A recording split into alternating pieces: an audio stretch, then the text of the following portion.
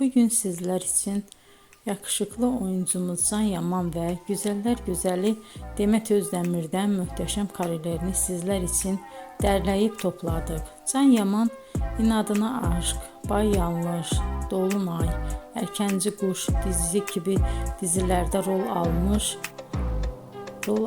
arkadaşlar ve herkes tarafından çok beğenilmişti. Biz de sizler için onların romantik karelerini derleyip topladık. Arkadaşlar, bu fotoların devamını gelmesini istiyorsanız emeğimize saygı olarak kanalımıza abone olup bol bol yorum yazmayı unutmayın. Arkadaşlar, bizi izleyen herkese teşekkür ederim. Bizden bu kadar.